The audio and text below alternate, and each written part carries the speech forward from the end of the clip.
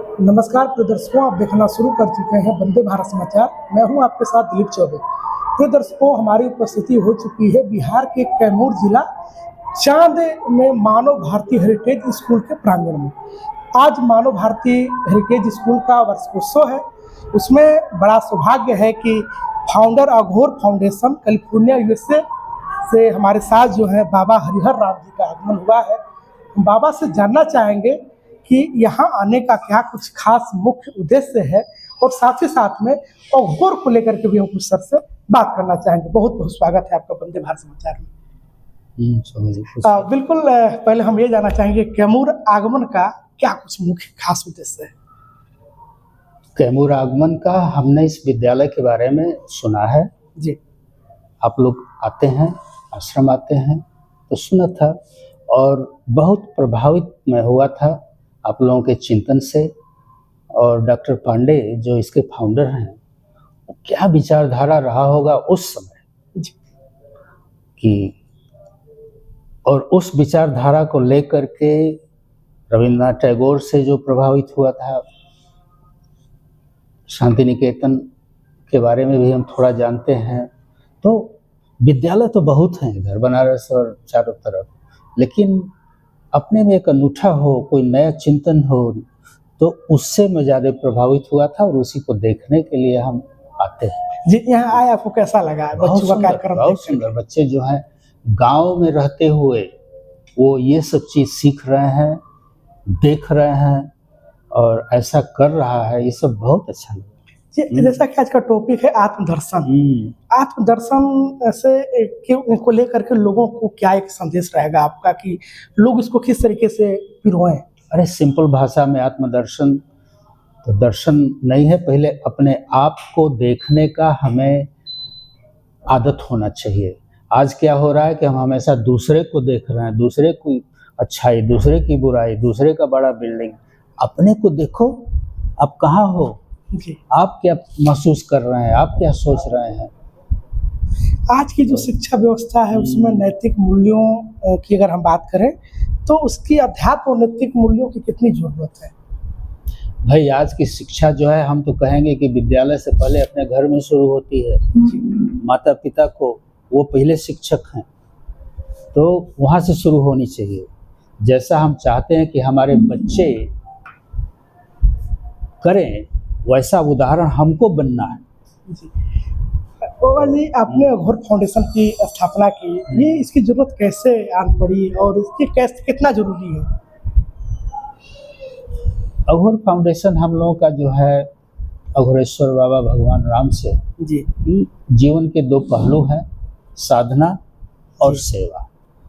उस अपने को जानने के लिए, वह आत्मदर्शन के लिए, ईश्वर से प्राप्ति के लिए कुछ तो करो, और उसी को साधना बोलते हैं। और दूसरा है सेवा। जब आप पूर्ण हो तो वही साधना पूर्ण बन के फैलती है समाज में। तो अघोर फाउंडेशन का मुख्य उद्देश्य है सेवा। तो यहाँ लोगों के अंदर कुछ भ्रांतियां भी रहती है अघोर को लेकर के, तो उसको आप कैसे दूर करने का काम? अरे हमको देखिए ना, ये तो दूसरे लोग हैं जो श्मशान में जाता है, भस्मी लगाता है, दारू पीता है, मांस खाता है जी, तो वो सब चीज़ नहीं है। हम लोगों ने क्या सीखा? अघोर माने जो घोर न हो, जो कठिन न हो जी। भगवान शिव के 5 मुख में से एक मुख अघोर है, और उसका मुख्य मतलब यही है कि भेदो न भास्यते, भेद बुद्धि न हो, अभेद बुद्धि। तो उसी को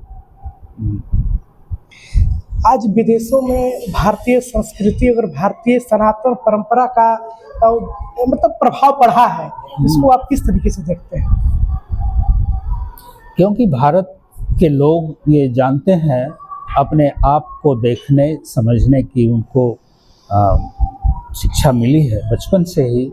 शांति की खोज हम लोग करते हैं, कुछ भी हो जाए शांत हो भाई। तो ये सब जब लोग देखता है तो अपने पास आता है, तो जो हम जानते हैं फिर उनको सिखाते हैं। जब विदेशी यहाँ से आते हैं तो यहाँ से क्या कुछ सीख करके जाते हैं? वहाँ क्या कुछ बातें होती हैं जब यहाँ से सीख करके लोग जाते हैं? पहला चीज़ तो लोग यही सीखते हैं कि जो जीवन है इसको हम संतुलित ढंग से कैसे जिएं। हाँ, साधु के पास क्यों आता है? हम अमेरिका में रहते हैं, जी हमारे पास लोग क्यों आता है? इस पहला तो इसलिए आता है कि उनके जीवन में तनाव है, उस तनाव से हम कैसे मुक्ति मिले हमको, तो उनको बैठा के थोड़ा सांस खिंचा देते हैं, थोड़ा ध्यान सिखा देते हैं, वो फिर पीछे पीछे घूमने लगता है। अभी मोबाइल के बारे में बात कर रहे थे बाबा जी आप, तो मोबाइल से और संस्कार दोनों ही जरूरी है आज की जो शिक्षा को हम देखें तो मोबाइल के साथ में संस्कार को भी किस तरीके से बनाए रखें गार्जियन से, और साथ में और भी जो लोग देख रहे हैं उनसे क्या कुछ कहेंगे? अरे आपको आँख जरूरी है, कान जरूरी है, नाक जरूरी है, मुंह जरूरी है कि नहीं? बिल्कुल इंद्रियां जरूरी हैं। बिल्कुल। तो उस इंद्रियों को अगर हम थोड़ा सा मॉडरेशन में रखेंगे तो वो भोग है, और उसी में ज़्यादा करेंगे तो वो भोग है। तो भोग शब्द ऐसा है कि एक का मतलब है आनंद और उसी का मतलब है भोग, जी भोगना।